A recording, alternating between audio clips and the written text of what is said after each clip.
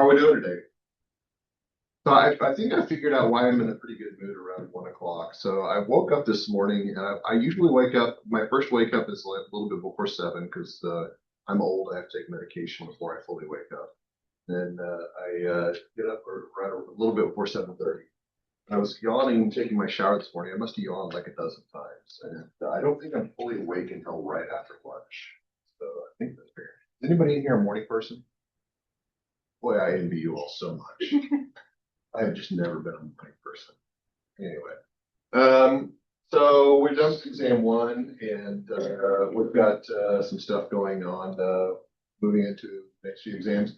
I want to take a moment to talk a little bit about what you should be keeping in mind for the rest of the semester. So we talked about this on Friday, but I think it's a good reminder. Keep in mind that I believe it's week 11 or week 12. You've got your Excel assignment due. I know I'm harping on that, but it's just very easy to forget about and overlook. And don't spend sufficient time on it, you will not complete it. This is experience talking. I've got 10 years of talking experience, so this is not an assignment you'd want to take lightly. It's not difficult, but it is time consuming. Professional interaction write-up. If you've already done your professional interaction, great. If you haven't, there's some opportunities coming up. I think I was talking a little bit about those. Sadly, the marketing event I think is occurring next week. It's coming very quickly. It actually takes place during this class, so that's not going to be a really good one.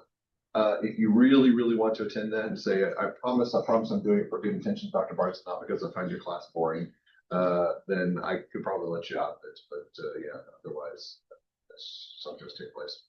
But keep an eye out if you don't have a professional interaction lined up already. Keep an eye out for future ones.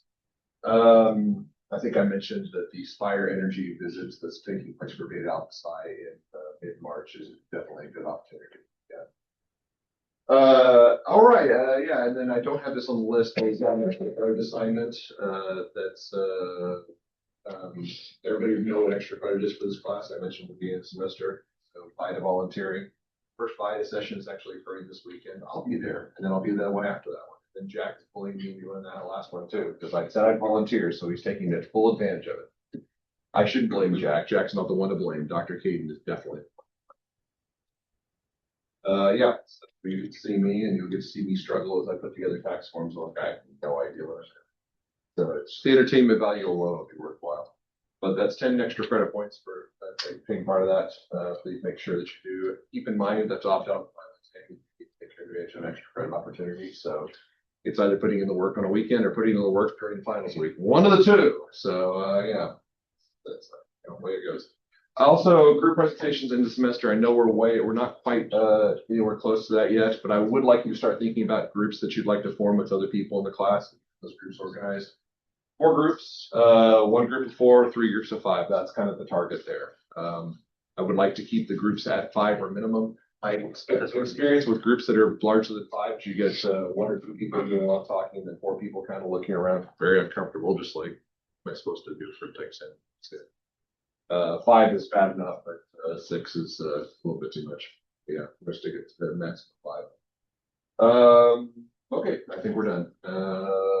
Let's go ahead, talk a little about my favorite thing, which one of my many favorite things to talk about this class, internal control. Now we're going to talk about control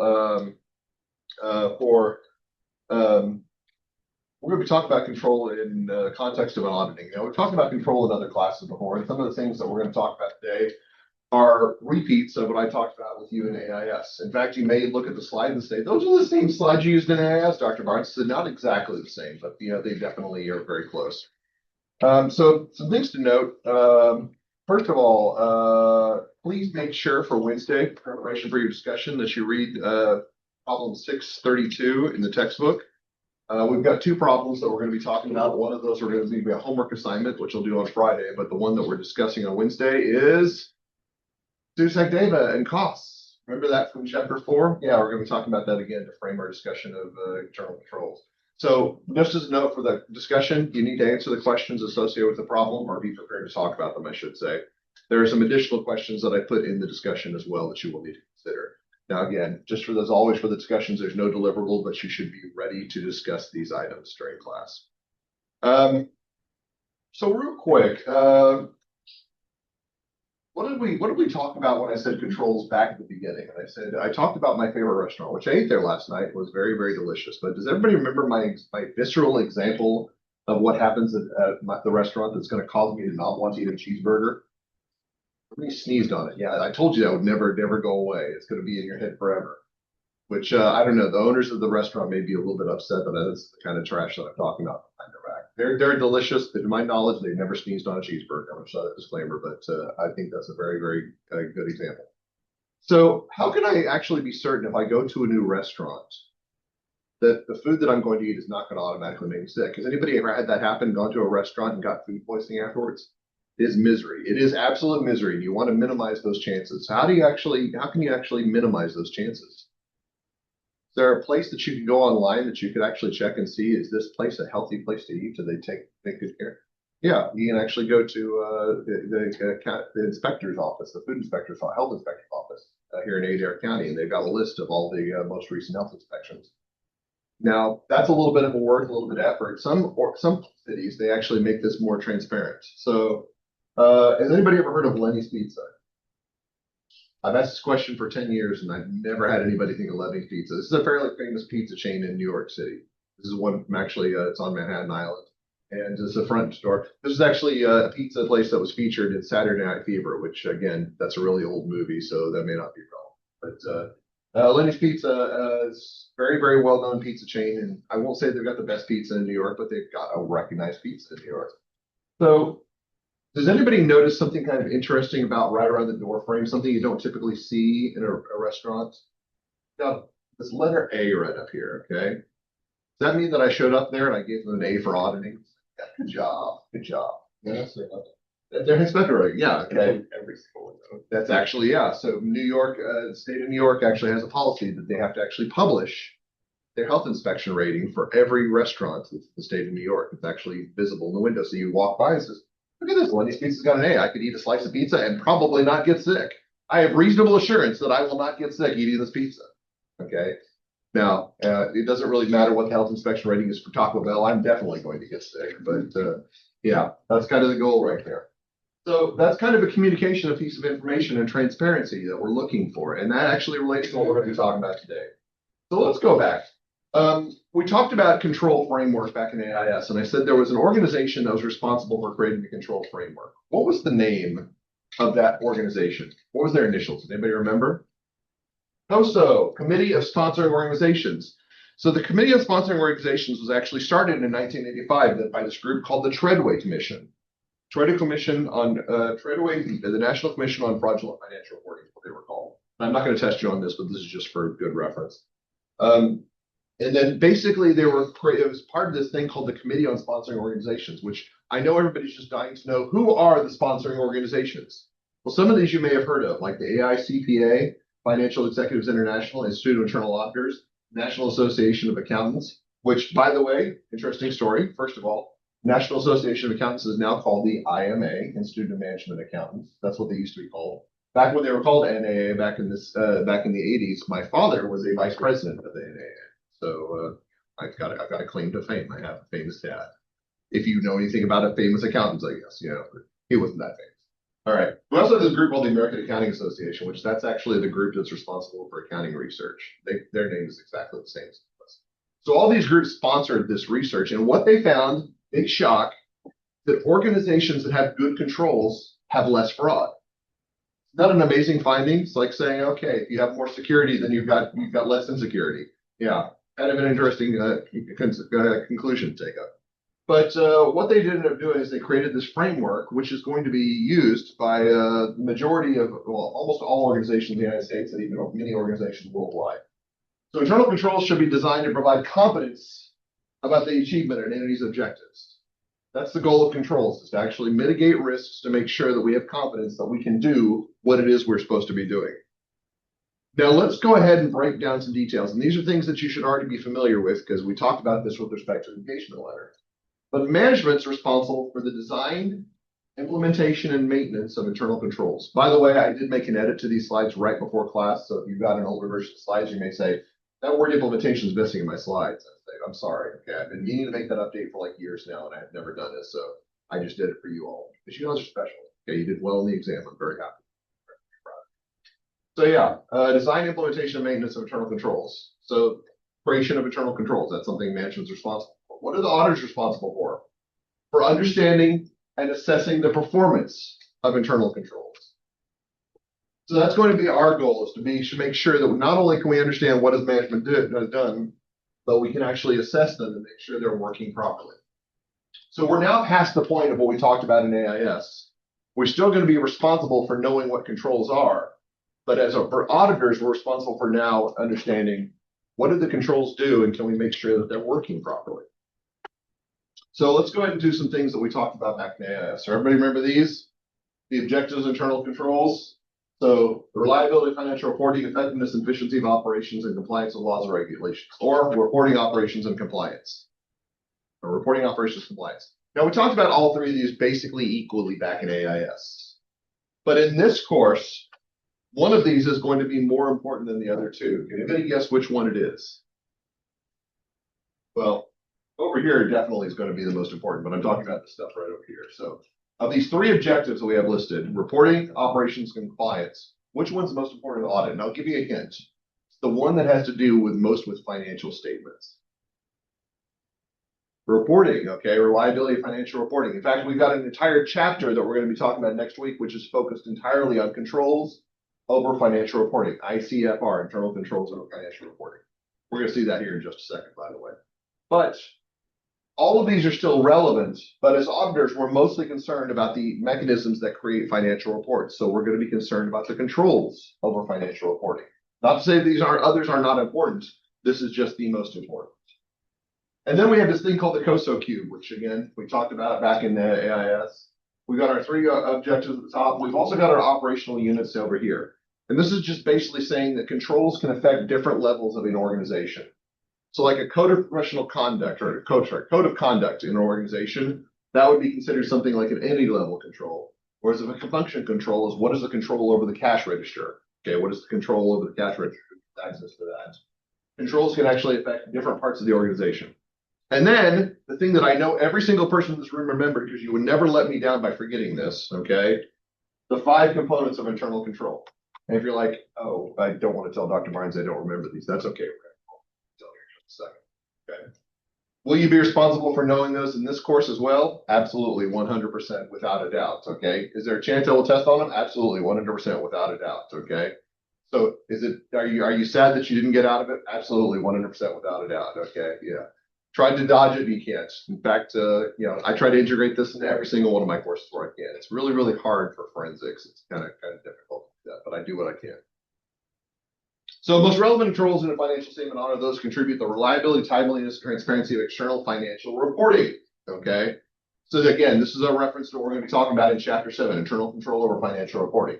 These controls are relevant to audit because they help to prevent or to detect and correct material misstatements in entities' financial statements. Now, we know the general rule for controls is the general goal of controls is to either prevent something from happening, or if something does happen, detect and correct it.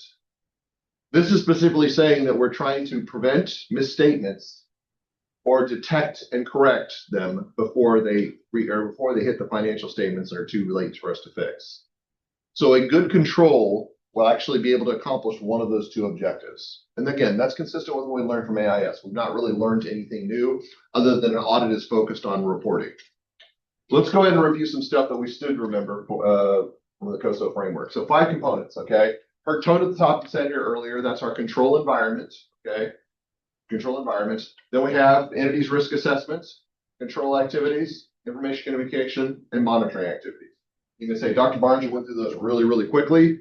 I'm about to go through them much more in detail, slide by slide. So what is a control environment? Control environment sets the tone of the organization. Basically, it influences the control consciousness of people. The importance of control to an entity is reflected in the overall attitude, awareness, and actions of the board of directors, management, and owners regarding internal control. In other words, if the people who run the organizations take control seriously, then everybody else in the organization will. And all stakeholders who are internal and external will consider them seriously. If the people at the top do not take these rules seriously, then nobody else will as well.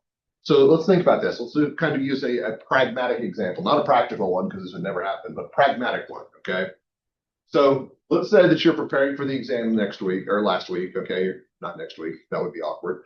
Last week, and you come and talk to me and say, Dr. Barnes, would it be possible for the exam that I bring a page of notes? And I say, I appreciate that you want to have that information, but that would be a violation of my rules. So no, you may not do that. Can everybody say that I'm taking the rules seriously? I'm very clear in my communication of what I expect you to do. Okay. And so you're not going to show up with page notes. At least, no, hopefully you're not, because you're going to know that I'm going to be very, very concerned about that. If you show up with a page of notes in your hand and looking at them while you're taking the exam, I'm going to say, you're not trying hard enough. You're not trying hard enough. So that's one approach. That's a clear communication of what my expectations are. But let's say you ask the same question, and he's like, I don't care, whatever. Whatever you want to do, I don't care. What signal is that sending? Then I don't really care about trying to make sure the controls. And what will everybody do in this class once they find that out? Pages and pages of notes. Pull out the computer, okay? Get on the iPhone and ChatGPT. What is the answer to this question, ChatGPT? You're going to ask questions like that. You're just basically going to bypass any control that I set up because you're going to ignore them. Because I don't care about controls. Why should you? All right. Makes perfect sense in that situation. By the way, what did I say about the relative importance of this particular component relative to the other components? This is the most important component. If your control environment is not good, it doesn't matter what you do anything else in the other components. So this is probably the very first priority we need to set up. I shouldn't say probably, it is the priority. Next, we have entities risk assessment. So this is identifies a response to business risks. Because we know controls are a response to a risk, so we need to know what are the risks that are present in the organization. The sequence that we generally do or go through as an organization to be able to set up controls is identify risks, estimate significance, assess the likelihood of occurrence, and decide on how to manage the risks. So this step we're going to talk about a little bit more in Chapter 7. But something we do need to consider is not just what risks are, but what is the likelihood of their impact? What is going to happen when they occur? What is the chance that they will occur? And when they occur, what is the significance? That's something we're going to consider from a multidimensional analysis, Chapter 7. Right now, you just need to know, we need to know what the risks are so we can create the necessary controls. Then we have control activities. These are the policies and procedures. These are the controls themselves. Policies and procedures that help ensure management directions are carried out and implemented to address risks, identified in the risk assessment process. What are some examples of controls? Approvals, all right? You're trying to make a sale on a transaction and you want to go, says, is it okay if I sell to this customer? It's like, well, this customer's got a credit rating of 2. So I do not think so. I do not think that we're going to extend credit to that customer. Authorizations, like you're going to take some time off. You want to take some time off, and they say, can I take the day off? So yeah, we got plenty of people to cover that shift. There's nobody to cover shift. They probably need to reschedule. So you want to make sure there's proper authorization. Verifications, reconciliations, reviews of operating performance, segregation of duties. Everybody remember that? How many people got sick of this when I talked about an AIS? You aren't brave enough to raise your hand. Well, kudos to you, because you're definitely going to get sick of it in this course, okay? I talk about it all the friggin' time. All the friggin' time. So what are segregation duties again? I'll give you a hint. It has something to do with this picture over here. CAR, custody of assets, authorization of transactions, recording of transactions. Custody of assets, authorization of transactions, recording of transactions. Why is it called segregation of duties? Because in a process area, these 3 responsibilities should be separated. Not one, and a single individual should not have responsibility for all 3 of these items. Pragmatically speaking, okay, that's not a practical consideration that we have things to address it, but this is what the Institute of Internal Auditors said should happen. These 3 responsibilities should be separated out. And this is a very strong preventative control if done properly. So these are the control activities. These are creating the controls to be put in place. But there's something we need to note, is that controls being put into place does not solve the problem. Is it possible that you could create a control and then everybody just ignores it? Yeah, possible that could happen. So we do need to understand, how do we make sure the control itself works? And those are going to be our last 2 steps. Next one's going to be information and communication, acquisition, use, and sharing of relevant high quality information for both internal and external sources to support the functioning of internal control. So we need to be able to communicate both internally and externally what the roles and responsibilities are for controls. Obviously, the communication internally is really important, because if people do not know what their responsibilities are, they can't do their job properly. If I'm separating out 3 responsibility areas in a certain process area, and I assign your custody, your authorization, your recording, that's a very, very clear signal. But what if I separate them out but never tell the three individuals that they have separate responsibilities? Can they actually observe segregation of duties if they don't know that that's their job? Probably not. What about external communication? Why is external communication so important? Because external communication actually validates the existence of controls. It validates the existence of controls. If controls are working properly, what does Lenny's get for their health code rating? They get an A. If they're doing their job properly, they get an A. If controls are not working, what do they get? Something lower than an A, okay? And I don't want to talk about grades because I'm not a big concerned about what students' grades are. I mean, I hope that everybody's shooting for an A, but if you don't get an A, it's not a big deal to me, okay? But I'm curious, just out of curiosity, if you went to New York and you saw all these restaurants with an A and then you walked by a restaurant with a B, would you want to eat there? Yeah, I think one of those ones, like, if it's not an A, I don't want to eat there. That's putting my life on the line. That's always kind of this thing. So the way the ratings work is A, B, C, and F. Those are the ratings. I'm definitely not eating an F. Okay, I think that's kind of a shutdown mode. And the C or B, I'm just kind of like, I could do better. Yeah, but yeah, this is kind of an unfair standard, I think, to hell. But maybe it's just when we're talking about food quality, this needs to be held at a higher standard than just grades at a liberal arts school. Who knows? I don't know. Our President Thompson may watch my lecture and says that guy needs to go. Yeah, so yeah, that may be the guard. All right. And then, so information communication. So people know what their responsibilities are, and that information is communicated both internally and externally. Then finally, do risks change over time? Yes, they are, especially technology risks, because technology changes over time. So we need to be able to monitor the quality of internal control or performance, assess the quality of internal control performance over time, and then we'd be able to update controls as necessary. Since risks change over time, management should monitor whether controls need to be redesigned when risks change. So again, we need to understand that controls do not exist in a vacuum. They may address a problem at one point in time, but if that problem changes, the nature of the problem changes, then we need to be able to change the controls to adapt and properly mitigate the problem in the future. That's the goal of monitoring. So everybody remember that? Does that bring back fond memories from AIS? Brings back memories, but fond was not the adjective you were going to use. That's fair. That's fair. All right. Let's talk really quickly about what this means for us in this course. So all we talked about back in AIS, we said, you need to understand what are risks and how do we address those risks, okay? So a risk is going to be something that's just generally a risk to an organization, and a control is a response to that. That's basically all that we characterize that. Now, we're going to add a few elements in here to this course. Now, what is the term that we use as auditors to characterize risks that management represents, or management is responsible for, I should say?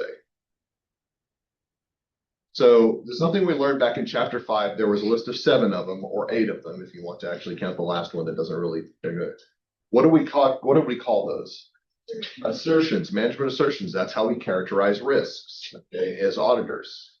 So we can actually say a risk from our perspective represents an assertion, all right, a specific concern in a certain area. So using that, we can identify controls that should be in place to address those risks. And then we as auditors are responsible for making sure the controls are in place and that they work properly. The way that we call that, or the way that we term that, is we say that the controls are designed and operating effectively. So design and operation are both concerns with respect to controls. You're hearing me say that a lot. It's going to come up a lot. So the controls have to exist in the first place. They have to be designed. And then if they are designed, they need to be followed. They need to be operable. They need to operate effectively. The way that I characterize this, and try not to be too dazzled when you see this, because I created my own diagram in Paint, okay? And it's really impressive. It may blow you away. This is what I call the control sequence, okay? Look at that. Isn't that beautiful? Isn't that amazing? Has anybody else done anything quite like that ever before? I've actually commissioned this to the Louvre. It's going to a place to play next to the Mona Lisa. No, okay. So again, we have a risk over here, and risks are associated with controls. Again, this is our AIS learn. Now, what we've actually talked about is here, risks are associated with management assertions. This is how we characterize risks. So we know the controls were created in response to a risk, and we as auditors test the controls. Now, this seems so subtle and simple. I know I'm being goofy with respect to this, but it's really, really important to understand this diagram. Because first of all, you need to understand when we talk about a risk, what are we talking about with respect to assertions? Okay. So let's do a simple example. With revenues, I'm concerned that there may be fictitious revenues recorded by my clients. That ever happened in the history of humankind, that a company has actually created sales that never existed? It's happened once or twice, or once or twice million, or a few million times. Yeah, it happens quite often. All right. So how do we characterize that as auditors? The revenues don't actually exist. Okay, they don't actually exist.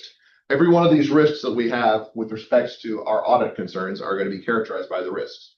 So they should have a control in place to make sure that these transactions, these fictitious transactions, don't take place. So there may be several controls in this area, but a really easy control is that if a transaction takes place and or sales takes place, it's properly authorized, approved, and reviewed. So that is going to be an important sequence. And then when we talk about test of controls, we have to understand, all right, what do we as auditors do to make sure that this control actually took place? So we're going to take a sample of these transactions that should have been properly authorized and approved, and we're going to reperform those controls to make sure that they actually took place. Now, again, that seems really straightforward, and we'll have some more exposure in how this works in sequence, especially as you do your homework, because we're going to be doing a series of tested controls, and it's going to be a lot more transparent. But the key to understanding here is these actually have to work in sequence, and everything has to follow iteratively from the next or for the previous step. So the risk identification has to follow the control has to follow the test, or oh, sorry, the control follows the risk, test control follows the control placed here. So understanding this diagram really, really important, because this is the way that we understand controls from an auditing perspective. All right, so anybody need to look at this a little bit longer and just dazzle and all round that down? Okay. I can show it to you again, or you can go onto YouTube and watch it at your own discretion if you're really, really that impressed by it. So to summarize, we've got our 5 components of controls. Again, control environment, end user success process, control activities, create the controls, information communication, monitoring, make sure the controls are working properly. All right. This is design, this is operation. These are kind of the goals that we're good there. Oh, and I got my control sequence up here. I don't need to separate it. Forgot I put this in the slides. This is not, I got old slides here, so I put this in here. So we can see it one more time. All right, I'm going to stop badgering you for now. So recall that a preliminary assessment of control risk is developed during the risk assessment process. So we're going to develop our audit strategy based on our understanding and reliance of entities and controls. So what do I mean by audit strategy? And the answer is, how much are we as auditors going to rely on the entity's controls? Now, we already know the concept of control risk can tell us the controls can be good or bad or somewhere in between. So we as auditors can actually make a preliminary determination. Do we want to rely on entities' controls to any degree? If the answer is no, we can ignore testing of controls to some degree. Now, if the answer is yes, if we want to rely on controls, we do have to test controls. So we're going to talk about 2 basic strategies for approaching controls. The first of these is called a substantive audit strategy. And this is basically auditors not decided to rely on the entities and controls. Now, it's important to note, okay, this can actually be for the entire audit as a whole, though that's not very common for that to happen. It's really small clients that occurs. Usually when I talk about this, we're talking about for one area of the audit, or specifically account or disclosure area, that we might rely on a substantive strategy. So substantive strategy still requires an auditor to have sufficient understanding of the entity's internal controls. Now, what does this mean? This is really important, by the way, and this will be on the exam, all right? It does not matter whether or not we decide we are going to test controls in a particular area. We as auditors have a responsibility for every financial statement audit to gain an understanding of the entity's controls in that area. So even if we're bound to determine we are not testing controls in this area, we still have to look at the existing controls and make sure we understand what they do and how they operate. So what are some reasons that auditor may follow a substantive strategy? Well, let's say that the implemented controls do not pertain to the assertion the auditor is considering. So let's say I'm testing inventory, and my key insertions in this inventory is going to be, I want to test controls over existence, occurrence, completeness, evaluation, allocation, accuracy. And I look at the controls, and the controls have to do with cutoff, which I can say, all right, well, this cutoff for inventory is probably relevant, but it's not the assertions I'm concerned about. If that's the case, I may ignore the control in that area because the control does not address the particular assertion I'm worried about. What if the implemented controls are assessed as ineffective? So we tested the controls in previous years. They have not made any updates to the controls. the controls were previously ineffective. So previous 2 years, we tested the controls in this area. They were bad controls in the previous 2 years. They've never made any changes to these controls. What is our conclusion about the current year? Controls are probably still bad. Okay, we may want to ignore testing the controls because it would be a waste of our time. One thing auditors don't like doing is wasting time because we don't have a whole lot of it. Also, testing the operating effectiveness of controls would be inefficient. This is a really, really important one, by the way. It will become far more important once we start talking about concepts for exam 3. Some areas we are always going to test controls. So like revenue transactions, we are always going to test controls simply because there are more transactions than there are controls. So testing transactions individually would be a waste of time. Imagine if you're an auditor on Amazon to say, yeah, we need to test 100% of transactions. You'd feel like, oh, great. I'm going to be working until my death and then probably centuries after that. Okay, so that's going to be a bad idea. So I want to test the controls because the controls are much easier to test. What about something, an account area where there's only like 1 or 2 transactions a year? So like long-term debt or property, plant, equipment. Wouldn't it just be easier to test the transactions themselves? You still need to know what the controls are, but testing the transactions is far more efficient. That would be a primary example of when we would say it's going to be more efficient for us to test the transactions. So if a substantive strategy says that we are not going to rely on the entity's controls, what do you think we call a strategy where we are going to rely on the entity's controls? So just brainstorm it out here. What would be a good strategy for relying on the entity's controls? A reliance strategy, yes. I'm glad you made that journey with me. Okay, so a reliance strategy means the auditor tends to rely on the entity's controls. So what does this mean? It means that we have determined we would like to set control risk below high. Now make a note of this, okay? I think I kind of bypassed this on substantive strategy. If we are using a substantive strategy, control risk will always be at high. The reason why is we are not looking at controls. We do not know what the appropriate level of control risk is, so we can't set it anything below high. A reliance strategy, on the other hand, means that we probably would like to see control risk at some level below high.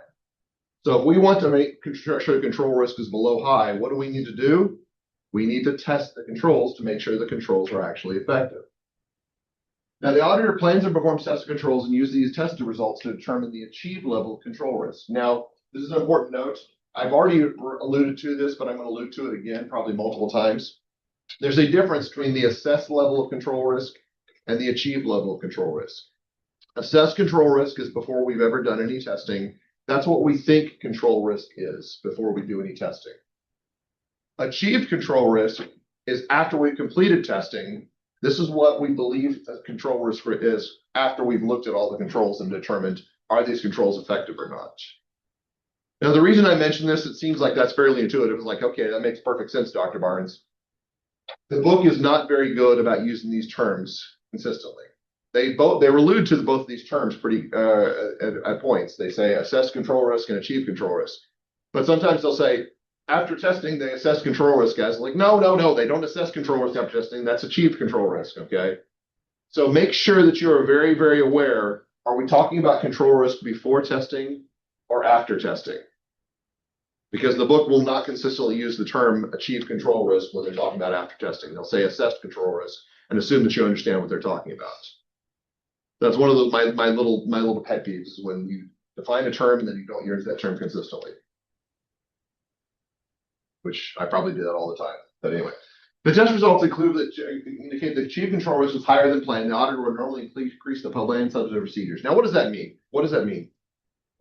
Ignoring my inability to actually read that sentence without mincing my words. All right. So control risk, we set it at, we'll say low. And then we test the controls and we say these controls are not as good as we thought. So we're going to set control risk at moderate. What does that do to our detection risk when we have to change control risk and make it upward? What is that likely going to do to our detection risk? Probably going to make our detection risk lower. Okay. If we set detection risk originally at high, we're going to set detection risk at moderate. What is making detection risk go down due to our testing, our substantive procedures? It increases the substantive procedures, okay? Increases that risk, so we're going to have to increase those substantive procedures. In other words, if risk of material misstatement goes up, So do our substantive procedures. That's basically the alliteration or the illusion that's being not alliteration, the illusion that's being made here.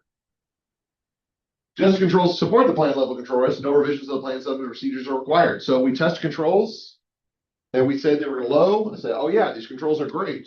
We don't have to make any changes to our assessments. We don't have to change control risk. We don't have to change detection risk.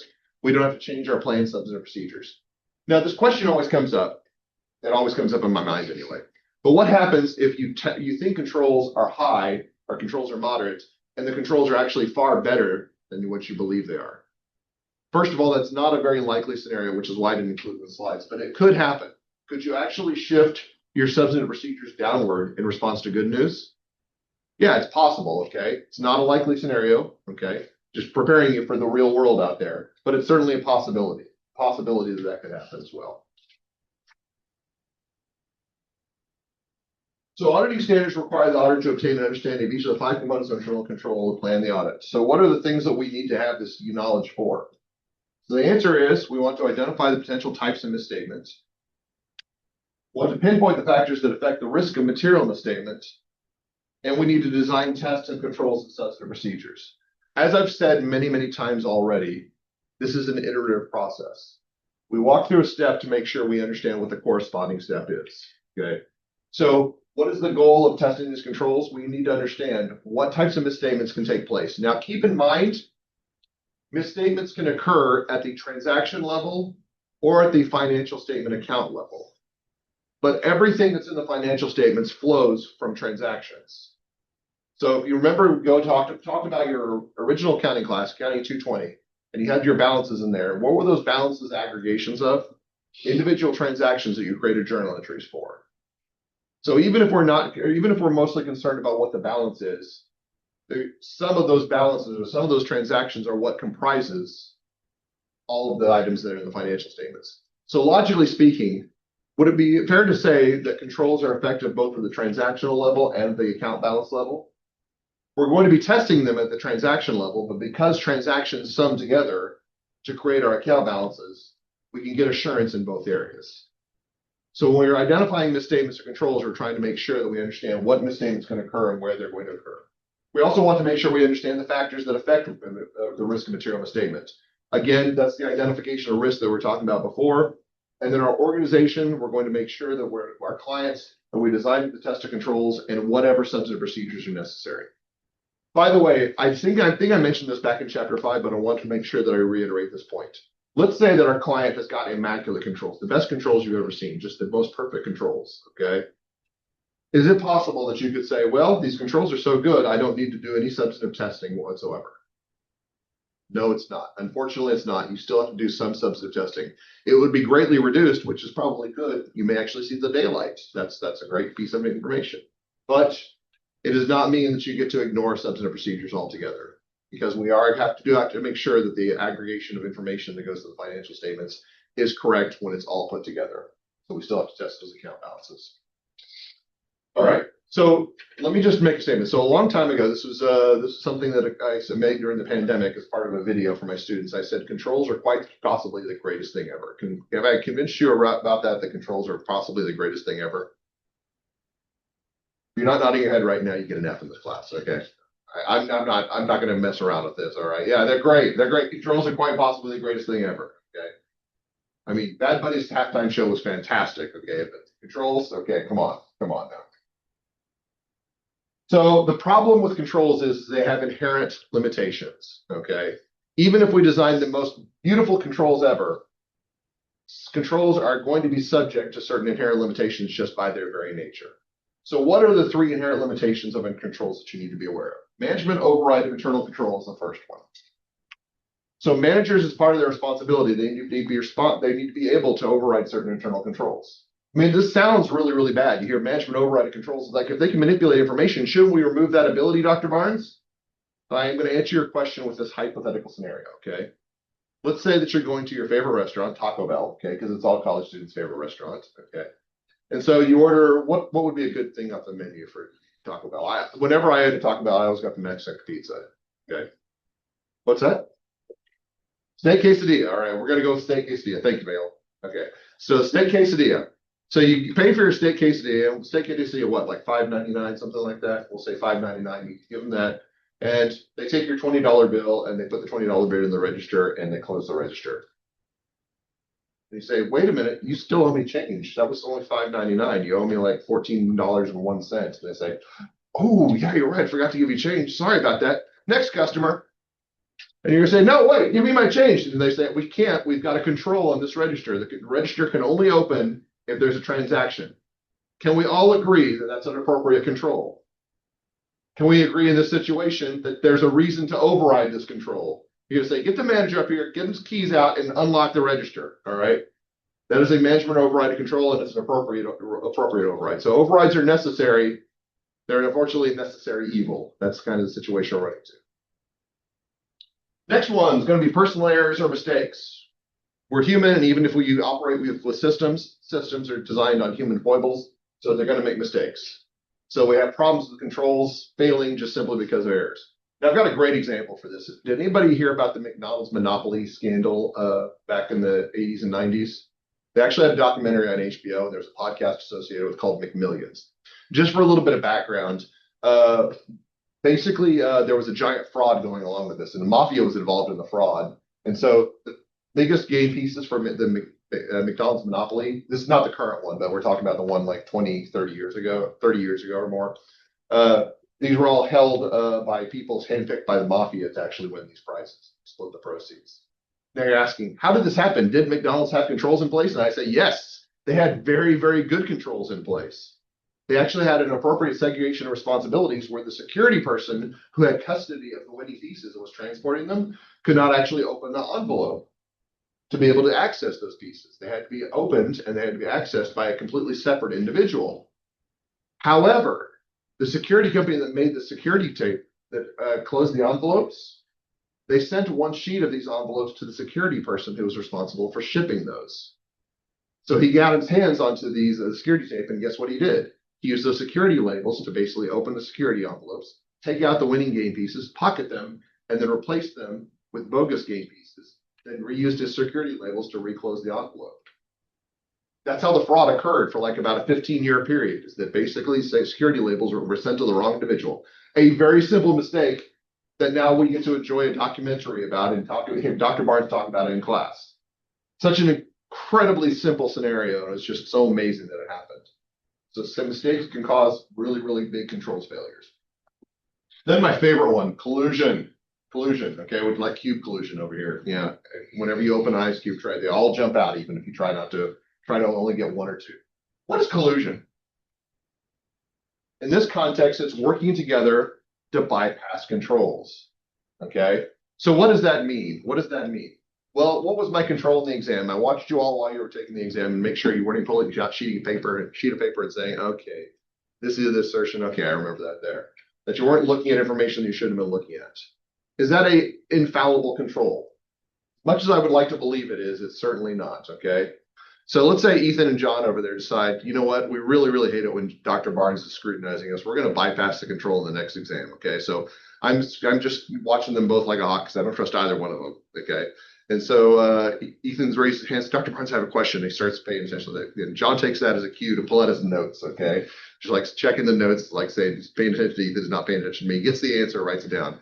And it's like, okay, thank you, Dr. Barnes. Then John says, Dr. Barnes, I have a question now. All right. So basically does the same thing and pulls the same scheme on me. All right. Is it possible to get away with it? No, absolutely not. I'm aware of that possibility. But that's an example of collusion, okay? Okay. Just want you guys to know I got my eyes on you, okay? Got my eyes on you. But can that exist in the real world? Yes. What is a very, very likely scenario where collusion could be bypassed? Give you a hint. It was a picture of a car that I showed you all earlier. Custody, authorization, and recording. If the three people who have separate responsibilities say, let's collude to bypass these responsibilities, then the control is completely ineffective. And that is, in fact, one of the scenarios that we're going to talk about on Wednesday. Remember good old Sue Sackdeva? She didn't really need too much help on collusion, but she had an accomplice, and one of the accomplice's responsibilities was something Sue did not naturally natively have. Now, as we know, Sue Sackdeva did have all of Michael Costa's responsibilities, because Michael Costa was on the golf course saying, I hold 5 executive positions and I still have time for golf, you know, but The simple truth is that in an organization, if you get somebody who works together with you, you can bypass those controls if there's no active review of them. What do you think the biggest failure in control is in most organizations, though? This is kind of the last parting thought. This is just kind of an interesting concern. Do you think it's that it's any of these big things? Do you think it's these problems, or do you think it's just the lack of presence of controls altogether? Yeah. So there's actually a diagram from the book. It's Figure 6-4. It says the biggest cause of failure control weaknesses is referred by the I think this is a certain. It's supposed to be ACFE, but I could be wrong about this. There's just a lack of internal controls altogether. So in 1/3 of the situations where you identified a control weakness, there just wasn't a control there, which tells you the really, really important prominence of having controls designed to address particular scenarios. It's very, very interesting to me, though, that there's two possibilities over here. The other third is lack of or override of existing controls. So bypassing controls, whether that be my management override or collusion, and the lack of management review. So we're going to talk about a case on Friday. It's going to be Dixon, Illinois. It's Rita Crunwell. Has anybody heard about Dixon, Illinois? Okay, so yeah, there was a massive, massive fraud. So Dixon, Illinois is about the same size as Kirksville, by the way. And there was over a 20-year period, Rita Crunwell stole a lot of money. How much money? Wait and find out, okay? But one thing you're going to note is there was absolutely no review of her responsibilities. There was no segregation of duties either. So this lack of review was just kind of transparent. And there were a lot of people very angry about it. There's actually a movie about it called All the Queen's Horses, a documentary done by an accounting professor, believe it or not. And a lot of people were saying there was no review of this woman's work. Why wasn't anybody paying any attention? It's like, well, we didn't know what she was doing. And that's kind of the situation we're into. I kind of spoiled some of your homework for Friday, but anyway, we're done for today. Again, prepare for the discussion on Wednesday, and we'll wrap up chapter 6.